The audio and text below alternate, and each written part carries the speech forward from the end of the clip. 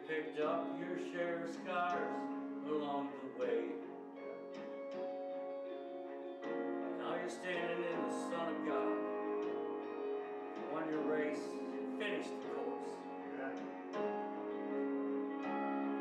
But the only scars in heaven, they won't belong to me and you. There'll be no such thing as broken, and all the old will be made new. Thing that makes me smile now, even as your tears fall down, is that the only scars in heaven are on the hands that hold you now. Hallelujah,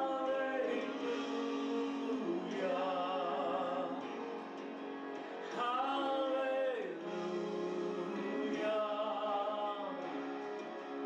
hallelujah, for the hands that hold you now. Not a day goes by that I can't see you. You live on in all the better parts of me, till we're standing in the sun. I'll fight this race I'll run, till I finally see what we're gonna see. Oh, the only stars in heaven, they won't belong to me and you. No such thing as broken, no broken hearts, and all the old will be made new, and the part that makes me smile now, even as the tears fall down, that the old scars in heaven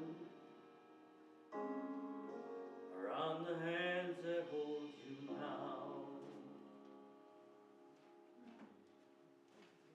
The only scars in heaven are on the hands that hold you now. Amen.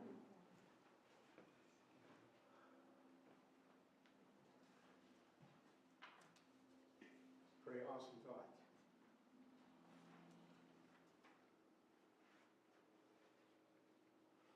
A couple of announcements that I need to make sure they're clear in your mind.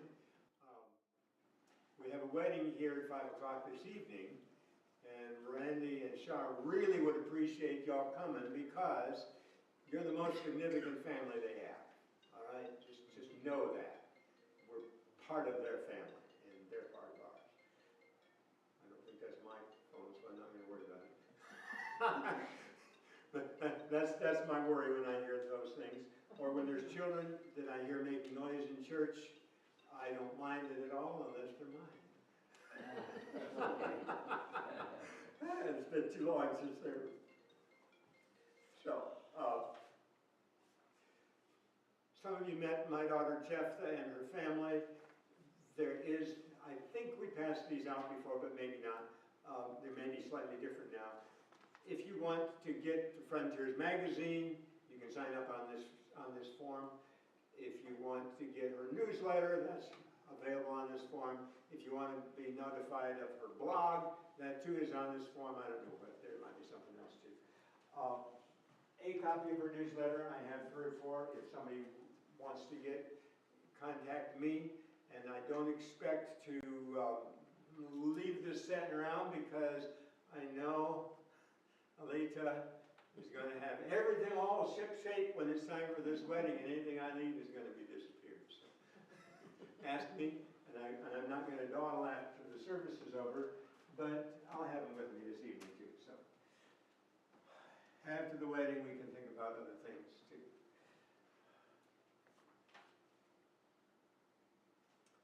That's what's on that list. Except I'm going to have to remember what the closing hymn is when I get down to that point. study is in Daniel chapter 6. And if I have correctly counted the number of Sabbaths between now and your new pastor, we're probably going to be able to do most of the rest of Daniel. That's going to kind of be fun. I see a difference between the first 6 chapters, the history, and the last 6 chapters, more prophecy, although there's prophecy in the first 6 and there's stories in the last 6. So, but we're still in the first 6 in the history. Some things around this Daniel 6 that people have questions about it, and I could just kind of give you some sort of an answer. We really don't know who Darius is. It seems to be a thrown name for somebody who's better known by his personal name. But the suggestion is that Darius is an uncle to Cyrus through Cyrus' mother, so he'd be Cyrus' mother's brother. And if you've been studying sociology, in various cultures, the mother's brother has paternal responsibilities for his nephews. Some cultures, it's the maternal uncle that actually does the raising. So that's all we know about Darius, really. The date would be about 538 BC. There was marked political reorganization when Medo-Persia took over the Babylonian Empire. And there's a lot of things we don't know, but some things we do know. Persia was listed with 30 provinces. Babylon was one of those 30 provinces. What we have here, 120 satraps were set over the province of Babylon. So if you think of Persia as a nation, it's really an empire, then the 30 provinces that Babylon is one would be like states in that nation, and then in the states, the counties, 120 counties, and we have less than 100 in Michigan, but it gives you kind of a perspective. And then 3 presidents were set over those 120 satraps. Daniel was one of the 3. The nominal story, you don't find it anywhere else in the history, where the prime minister of one empire becomes such a high official in the next empire. But it does that for his children. He gives us responsibilities that we have given evidence he can. It's just an amazing thing. Most situations, Daniel as a leader of Babylon would have been executed, but instead he's elevated.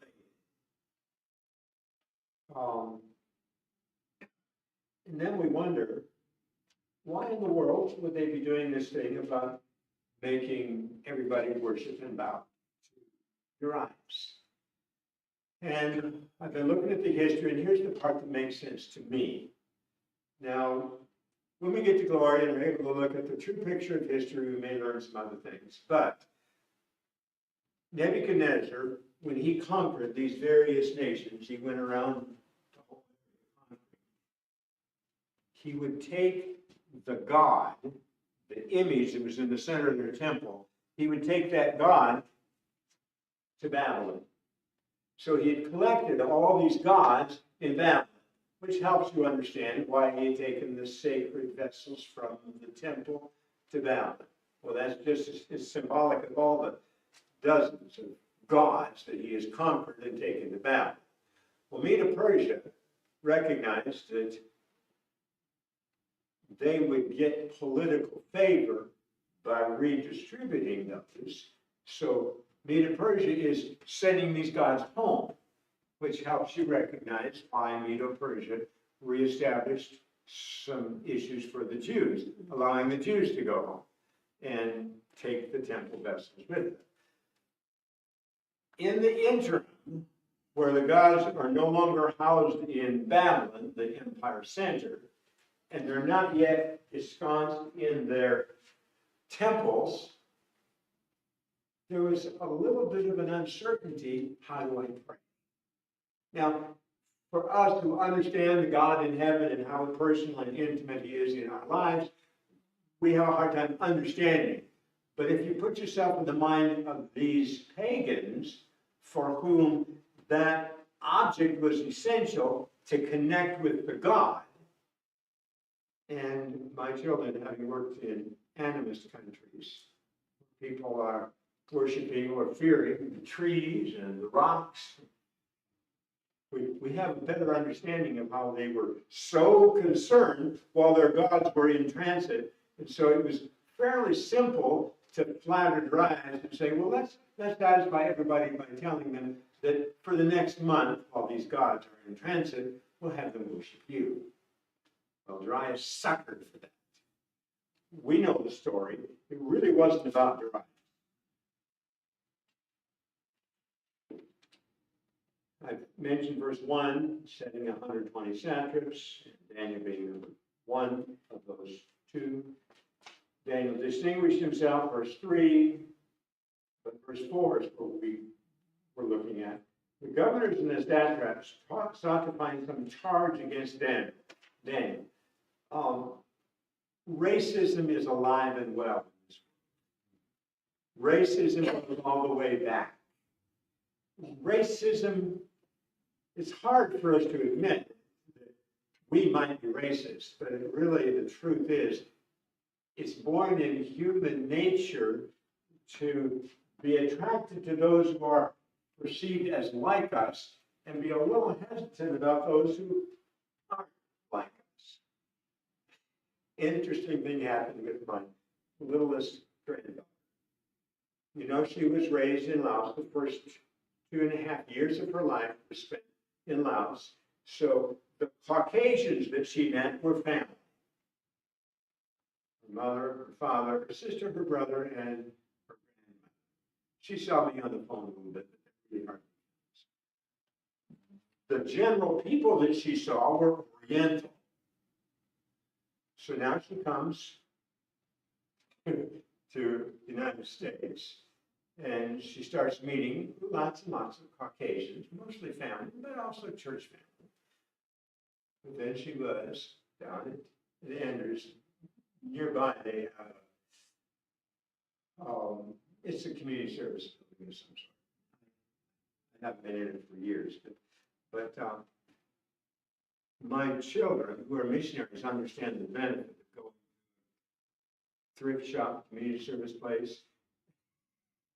It's not worth trying to pack suitcases full of clothes and bring them back because they're really not the right culture, not for the right culture, they're not for the right climate.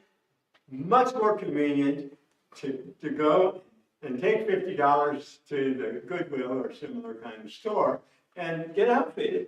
So when you see my children dressed so nicely for church, it's Goodwill. They know how to do that. But, and it's perfectly appropriate. But, so here they are in this Adventist Community Service Center. And there's a very, very black lady. Most African Americans in this culture are shades of black. This lady was very black. And now, some of you understand that because you had, or maybe you've seen somebody, my children who have visited the other cultures, they had somebody come up to them and feel their hand to see if this white skin, and it's so much whiter than their own black skin, does it rub off? and even the question has been, does it hurt? We don't know. Racism. We understand and appreciate like me, but it's different. Daniel was not the same. And racism is even more cultural than it is physical features. So, they did not like it. And they said, how can we get Daniel out of our way? Verse 5, these men said, we shall not find any charge against him, unless we find it against him concerning the law of his God. Now, I don't know if you've ever run political office, and I don't recommend that you do, But God has need for some in political office. But do you have any skeletons in your closet? In today's climate, if you decide to run for political office, they will look to see if you have any dirt in your life. And fact of the business is, we all do. You know what's in your life. I know what's in my life. If the magnifying glass is placed against our life, we find we're guilty. Wages of sin is death. I deserve the death. I've heard it. Praise God. God has delivered me, but that's there. When they went looking in Daniel's life, he's 90 years old. Could not find anything in his life that they could say, we can do a smear campaign on him because of. They ended up saying, only thing we can do is to make his loyalty to God seem like a bad thing. Then we can get him into trouble. May that be true of us. As we are approaching the final scenes of this world's history, it's important for us to desire God to cleanse us from all unrighteousness, so that that is true of our life, that when people look at us and say, how can we push him aside? They end up saying, only by making it illegal for him to be loyal. These stories of Daniel are to prepare us for the final scene of this world's history. So you know the story. I'm not giving in anything new here. I just have to give you details in a bit of perspective. They flattered King Darius and said, let's have everybody worship you for 30 days. And Darius suffered for this thing. And be careful. Don't be criticizing Darius, because by the grace of God, we get stuck into such foolishness. When people ask us to do, just go along, just help, it'll be okay. And we don't recognize the hidden agenda. The devil always has a hidden agenda. So he signed the decree. Did you notice in verse 10 that Daniel knew? Daniel was not blindsided by this. He saw them cooking this plot. He saw them laying their way for his friend Darius. And he didn't go and say, Darius, they're trying to hurt me. He did not try to protect himself. He trusted God. And now Darius gets blindsided and suddenly discovers that he has been, because Daniel did not waver in his activities. Welcome, welcome. So glad to have you here. So Daniel continued his normal practice. That's an important thing to recognize. What is your normal worship practice? You're here on Sabbath morning. That's a good start. That's an important part of it. One of the most identifying features of Daniel's normal practice was the 3 times a day prayer. Now, in your life, do you pray more when you get into trouble, or do you still pray the same amount? More. That's our usual practice. Daniel didn't have to up his prayer life. He already had established a walk with God that was good enough to last through lean times and fat times.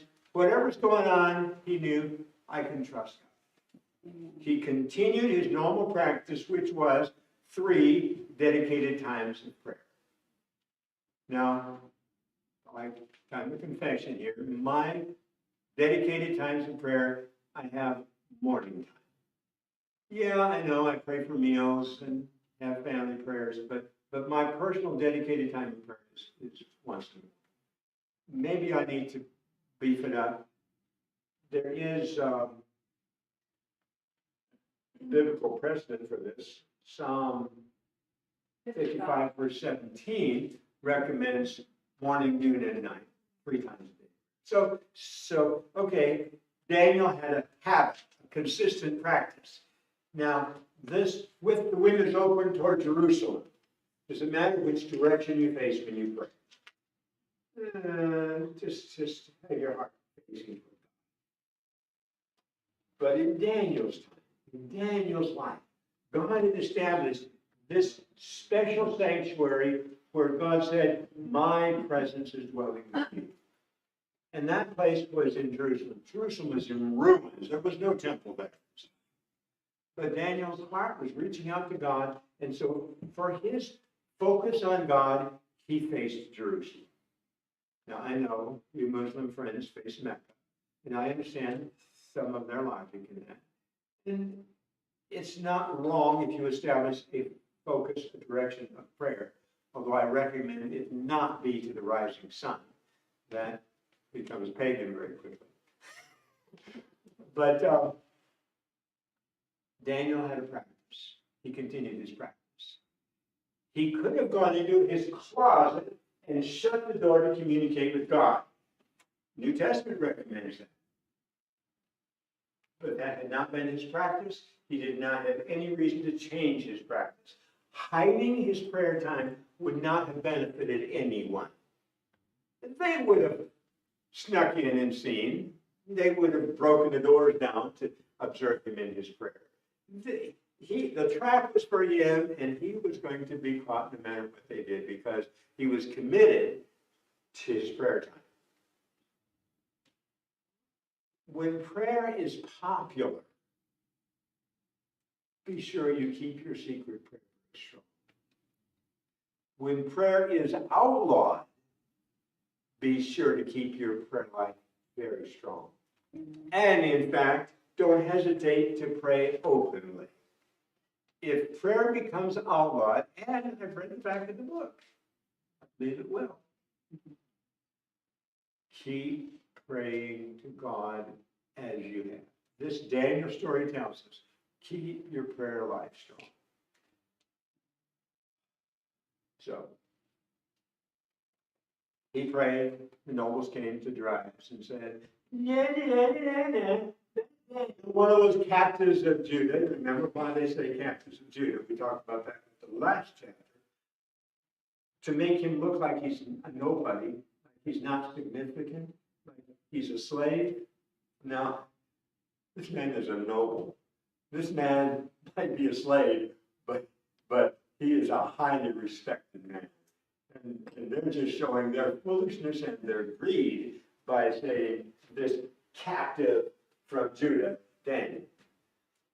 Darius knows that he got sucked. Darius realized that this was not about people praying to him at all. This was about laying a trap for his buddy Daniel, because he and Daniel had become close. And he realized they're only trying to kill my friend. The Bible says he labored until the sun went down, trying to find a way to deliver Daniel. And there was no way. The law of the Medes and Persians could not be changed. He had to follow through. And so, as the sun was going down, they came to him and said, okay, King Darius, you can't get out of this. It's the law of the Medes and Persians. We've got to do what we've got to do. Throw him into the den of lions. And Darius said, okay. He wasn't happy, but he knew he had to do it. But notice what he said to Daniel. Let's read it. Verse 16, the king gave the command, they brought Daniel and cast him into the den of lions. The king said to Daniel, catch this, your God, whom you serve continually, he will deliver you. So Darius' faith, having known Daniel this long, is able to say, Daniel, keep trusting the Lord. Keep your strength. I can't deliver you, but God can deliver you. You remember that? As we go through the final crisis in this world's history, people cannot deliver you. Your husband can't deliver you. Your wife can't deliver you. Your father you can't deliver you. Your mother can't deliver you. Your children can't deliver you. No, only God can carry you through. And he can and does carry you through. Darius did another thing. You see a foreshadowing of Jesus' death in this. The king said, okay, now you've thrown him in there, put a rock on top, And now we're going to seal that rock. I'm going to seal it, and you're going to seal it to make sure nobody's going to tamper with this. Daniel's God is responsible for it. Jesus' tomb was sealed with Pilate's seal and the Jewish leaders' seal to make it clear that no human hand would tamper with this. And then the king spent the night in prayer. He didn't have music brought. He didn't have food brought. Implications, he didn't even go to bed with his wife that night. He spent the night in prayer, saying, my friend Daniel is in trouble because of my foolishness and my greed. Because I was careless, my friend Daniel's in trouble. Please rescue him. All night he prayed.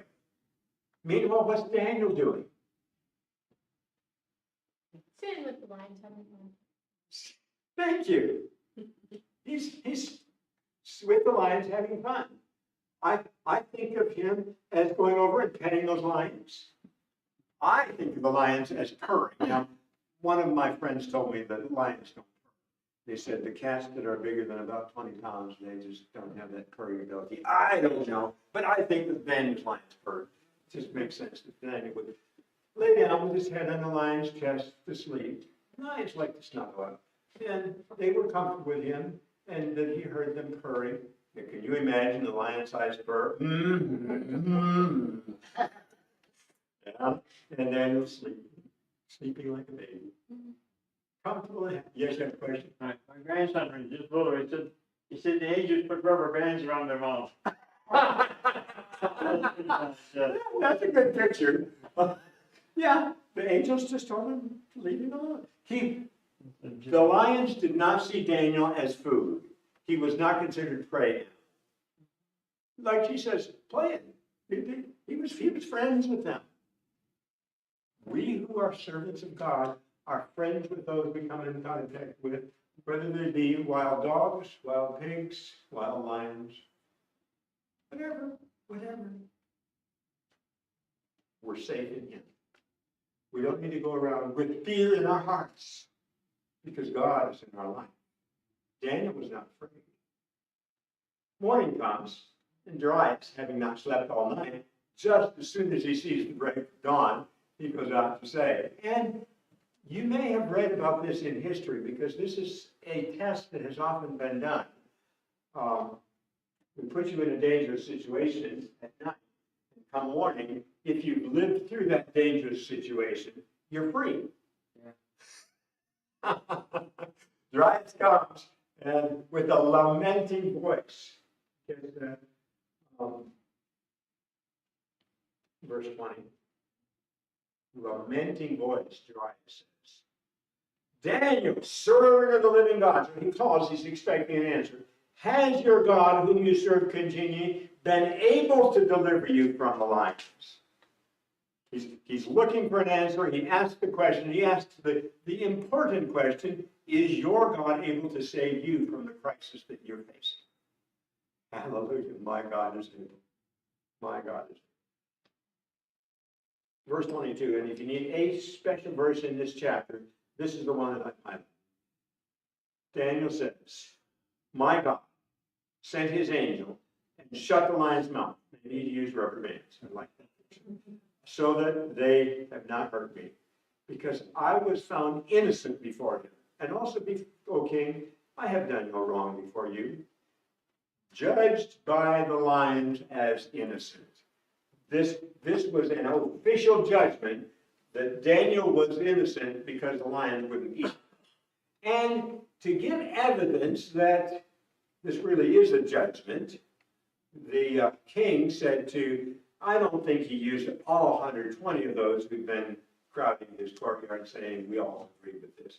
But he knew who the ringleaders were.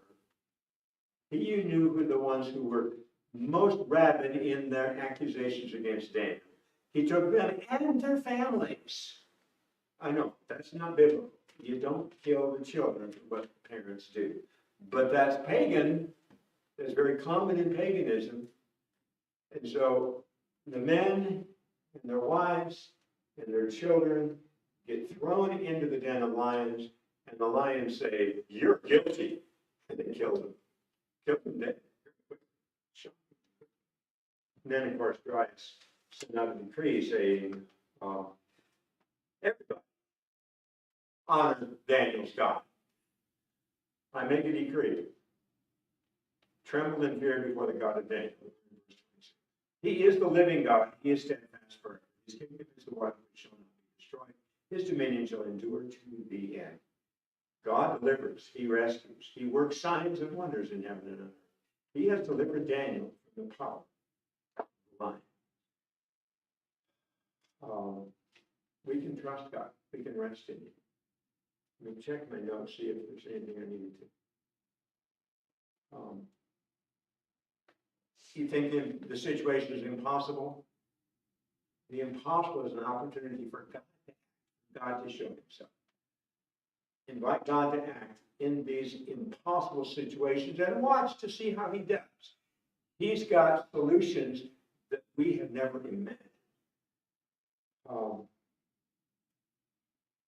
The books, the prophecies of Daniel, some of the most insightful ones were still in the future. We'll be looking at those dates and see as they come together. This was an opportunity for Darius to learn more about. And an interesting historical reference, Gandhi, a hero of India, teaching passive resistance to unjust laws. He was an inspiration for Martin Luther King Jr., but Gandhi found in this story of Daniel some inspiration and some help.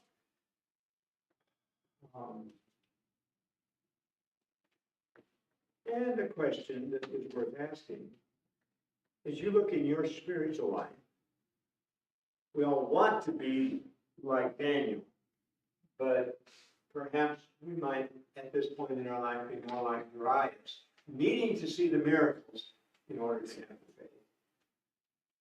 Do you trust God, or do you need to see the miracles to know He is God? This chapter, chapter 6 of Daniel, should become a foundational chapter in your spiritual life, knowing that you've got a God who will carry you through to the end. You can rest in Him. You can trust Him. We'll sing a closing hymn, number 567.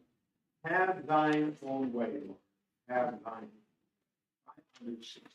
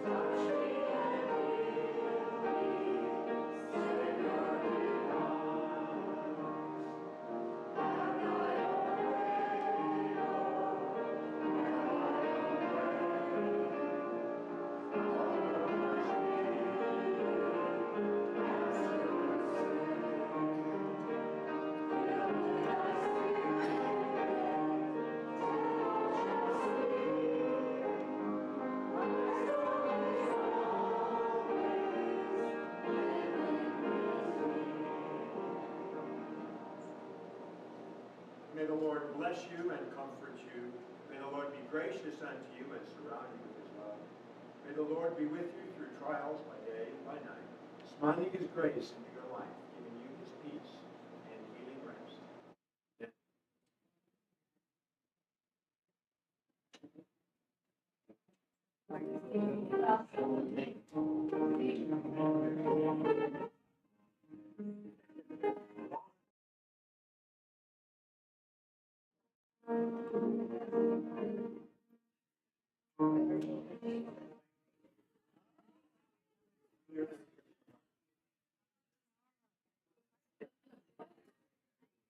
I know.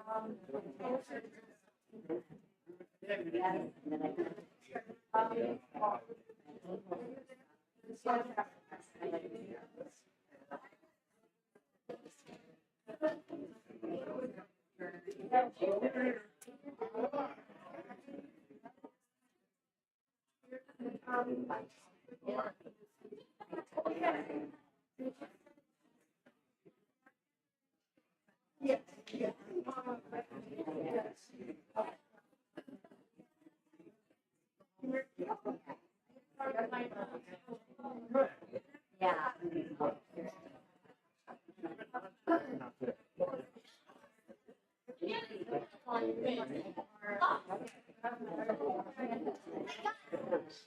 It's all good. It's all right on the thread.